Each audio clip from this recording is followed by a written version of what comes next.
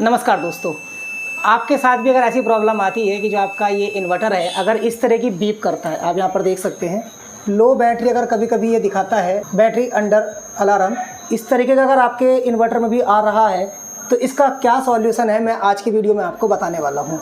यह प्रॉब्लम क्यों आती है? कई बार जैसे हमारा इन्वर्टर है, अगर हम छोटा सा भी इस पर को लोड डालेंगे ना तो यह जो है एकदम अंडर वोल्टेज में चला जाता है और आपको यहाँ पर लिखा आता है लो बैटरी। यहाँ पर अगर अभी मैं आपको दिखाऊं 51.9 वोल्ट जो बैटरी के आ रहे हैं वो 51.9 वोल्ट है और लोड जो है मात्र है भी 29% अभी मात्र लोड है। लेकिन जब हम कुछ और थोड़ा सा लोड डालते हैं तो हमारी जो बैटरी है वो 44 वोल्ट के अंदर चली जाती है। वो ऐसा इसलिए होता है दोस्तों, उसका कारण ये है कि जो हमारे बैटरी हैं वो हो सकता है कि पुराने हो चुके हों। मैं आपको अगर सेटअप दिखाऊं यहाँ पर तो आप देख सकते हो हमारा ये बैटरा नया है, ये जो बीच का एक बैटरा है ये है थोड़ा सा पुराना हो चुका है। जो उधर के दो बैटरीज हैं वो बैटरी दोनों जो है अभी 1 साल पुरानी हुई है, यह 2 साल पुरानी है और यह बैटरी लगभग 4.5 साल पुरानी हो चुकी है। तो ये प्रॉब्लम जब होती है कि आपकी जो बैटरीज हैं वो अगर इस तरीके से कुछ 1 साल पुरानी है, कुछ 2 साल पुरानी है, तो यह समस्या आपके इन्वर्टर में आ सकती है।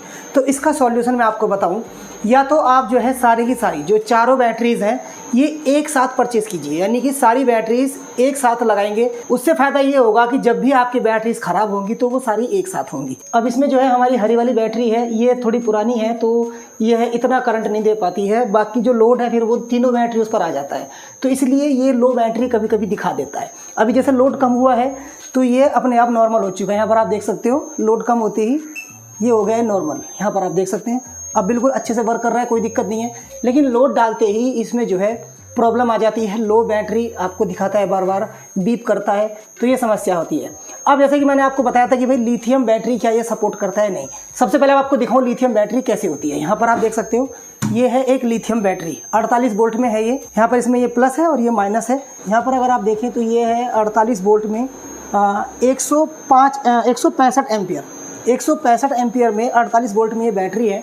लेकिन मैं आपको बताऊं कि क्या यह माइक्रोटैक पर सपोर्ट करेगी या नहीं करेगी। तो मैंने ये बिल्कुल न्यू बैटरी मंगवाई है क्योंकि मेरा बैटरा पुराना हो गया है और वह दिक्कत कर रहा था इसमें। तो जब मैंने ये बैटरी मंगवाई, इस पर चलाया तो यह बिल्कुल भी सपोर्ट नहीं किया। सपोर्ट का मतलब इन सेंस ये होता है कि इसमें मैं अगर आपको दिखाऊँ थोड़ा पास से तो यह होता है एक रीसेट बटन। इस बैटरी में यह एक रीसेट बटन होता है।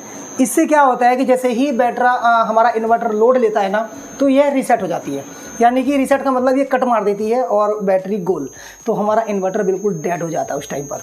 तो यह जो बैटरी है लिथियम वाली, इसमें अगर आपको लगानी है तो लिथियम बैटरी आप वह लीजिए जो कट ना मारे, ठीक है, जिसमें कि रीसेट बटन ना हो, और अगर हो तो कुछ मतलब अच्छी तरीके से हो। ये मैं शायद कोई नई कंपनी है, मैं आपको इसका नाम भी दिखा देता हूँ यहाँ पर। तो अगर आप इस कंपनी का लगाना चाह रहे हैं लिथियम बैटरी तो अभी रुक जाइए, क्योंकि मेरी कंपनी से बात हुई थी, वो कह रहे भाई सोलर के लिए हम अभी टेस्टिंग में हैं और यह रीसेट बटन पर हम काम कर रहे हैं, तो अभी यह लिथियम बैटरी माइक्रोटैक इन्वर्टर पर वर्क नहीं करेगी। माइक्रोटैक क्या उनका कहना है कि किसी भी सोलर पर अभी हमारी बैटरी काम नहीं कर रही, क्योंकि जो रीसेट बटन है इसमें ये बार बार कट मार रही है, ये पूरा लोड नहीं ले पाती है। तो जो नॉर्मल इन्वर्टर है उस पर आप इस लिथियम बैटरी को यूज़ कर सकते हैं। इसमें 12 वोल्ट की भी आती है, 24 वोल्ट की भी आती है और 48 वोल्ट की भी आती है। 48 वोल्ट की रखी है।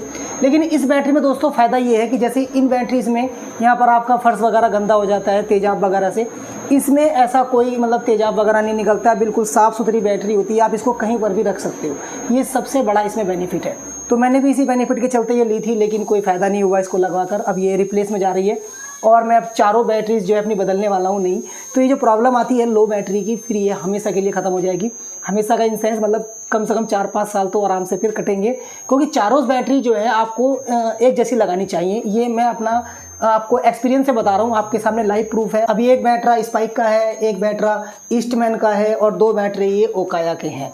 तो ये चारों बैटरीज आप कोशिश कीजिए कि एक ही कंपनी की हों और एक साथ परचेज़ की गई हों, तब आपको इसमें प्रॉब्लम नहीं आएगी।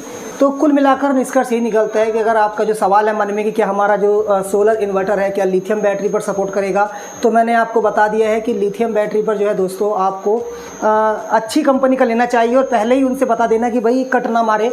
जैसे मेरी बैटरी ये कट मार देती है और फिर ये बेकार हो जाती है, किसी काम की नहीं है। अब अगर मैं इसको लगाऊँ ना तो ये ऑन भी नहीं करेगी इन्वर्टर को, मतलब बिल्कुल डेड हो चुकी है, क्योंकि डाउन होती ही ये बंद हो गई थी। ठीक है, तो आपको अपना अगर ये लो बैटरी की समस्या से निजात पाना है तो आप चेक कर लीजिए कि आपकी कोई बैटरी पुरानी तो नहीं है और उसमें कोई बैटरी जो है चारों में से कोई एक बैटरी ख़राब तो नहीं हुई है, डिस्चार्ज तो नहीं होगी ज़्यादा, क्योंकि अगर कोई बैटरी ज़्यादा डिस्चार्ज हो जाती है ना तो भी फिर वो अपना करंट छोड़ देती है और फिर बाकी जो लोड है वो बाकी 3 बैटरी इस पर आ जाता है। तो उम्मीद करता हूं दोस्तों कि आपके जो सारे सवाल होंगे मन में इस तरीके के उनका जवाब मिल गया होगा। फिर भी अगर कोई आपके मन में ऐसा डाउट है, कोई सवाल है तो आप कमेंट करके पूछ सकते हैं। मैं कोशिश करूंगा आपके हर सवाल का जवाब देने की। तो दोस्तों अगर वीडियो अच्छी लगी है तो दोस्तों के साथ शेयर करना बिल्कुल मत भूलिए। चैनल पर नए हैं तो चैनल को सब्सक्राइब कर लीजिए। हम फिर मिलते हैं किसी और बेहतरीन वीडियो के साथ। तब तक के लिए धन्यवाद।